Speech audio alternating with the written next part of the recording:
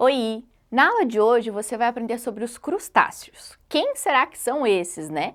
Bom, os crustáceos são animais que pertencem aos artrópodes. Então, a estrutura corporal deles tem um exoesqueleto de quitina, ou seja, uma estrutura por fora que é mais rígida e permite aí também uma proteção ao animal.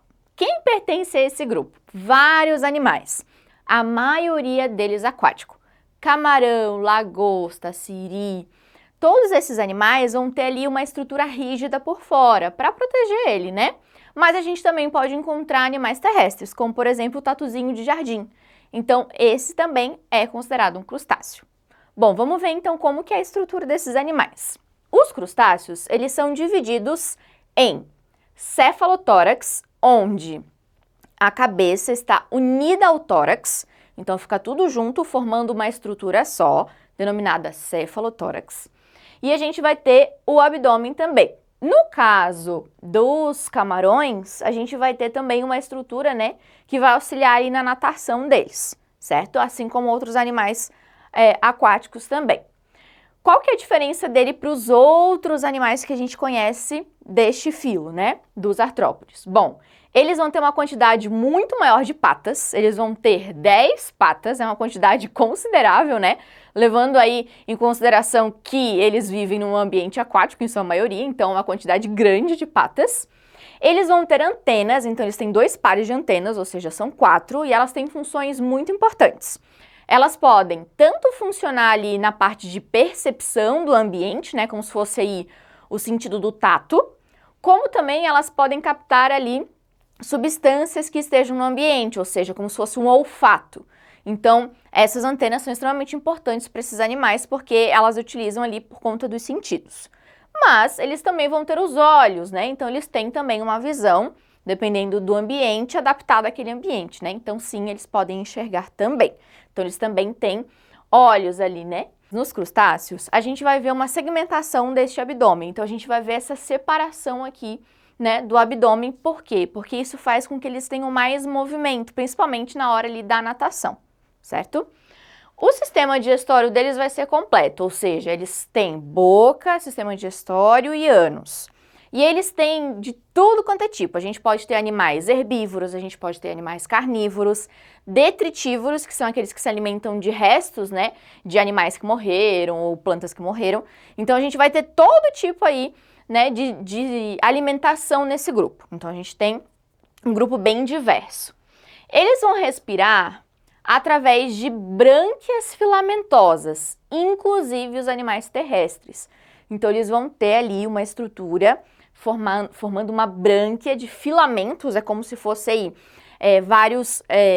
várias linhas ali, formando filamentos que vão fazer a troca gasosa, né? Absorver ali o oxigênio e liberar o gás carbônico. Então, eles vão ter brânquias filamentosas, tanto nos aquáticos quanto nos terrestres. Eles se reproduzem de forma dioica, ou seja, tem macho e fêmea. Então, a gente vai ter o indivíduo macho e o indivíduo fêmea fazendo ali a fecundação, porém a fecundação é externa. Eu não vou ter aí o macho colocando o espermatozoide na fêmea. Eles liberam no ambiente e daí ocorre a fecundação.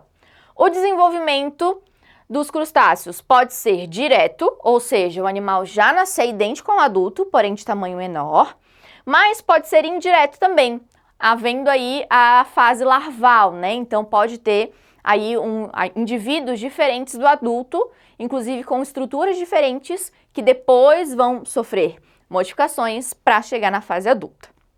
O sistema circulatório deles é aberto. Isso quer dizer que o sangue ele não vai correr única e exclusivamente dentro de um tubo, como os vasos sanguíneos.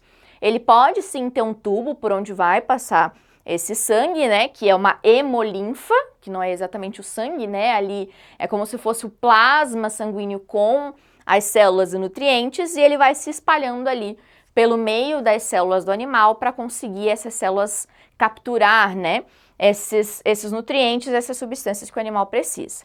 Inclusive, aqui uma curiosidade sobre os crustáceos. Muitas pessoas imaginam que quando pegam um camarão e olham a parte dele após o cozimento, né, a parte de cima, aquela parte pretinha acham que é ali o sistema digestório do animal. Na verdade, o sistema digestório dele está bem no centro do corpo dele e não naquela parte mais externa. Aquela parte mais externa, na verdade, é a hemolinfa, é onde passa ali a hemolinfa, inclusive tem um coraçãozinho, né, uma estrutura próxima a um coração que faz ali o bombeamento dessa hemolinfa. Então, é aí uma curiosidade, aquela parte preta não é sistema digestório, e sim a parte da circulação da hemolinfa desse animal. Então, muitas pessoas, inclusive, né, tiram aquela parte com receio, nojo, enfim, né, daquela situação, achando que é as fezes do animal. Mas calma, não é isso que acontece, tá certo? Então, os crustáceos são animais extremamente importantes na culinária, principalmente, né? Então, a gente tem aí uma variedade de pessoas utilizando esses animais para culinária, mas a gente também tem que lembrar que, como eles são animais que vivem na água e se a água estiver contaminada, esses animais se contaminam também. Por isso, é importante, né, que a gente saiba aí qual é o local onde esse animal está sendo retirado, exatamente para não haver contaminação. Então, é importante a gente estar lembrando disso também, certo? Então, os crustáceos foi o que a gente viu na aula de hoje, só que eles fazem parte aí de um grupo que é os artrópodes. Então, dá uma olhadinha sobre os outros artrópodes, que é muito importante você saber a diferença aí entre esses animais. Um grande beijo, a gente se encontra na próxima aula. Tchau!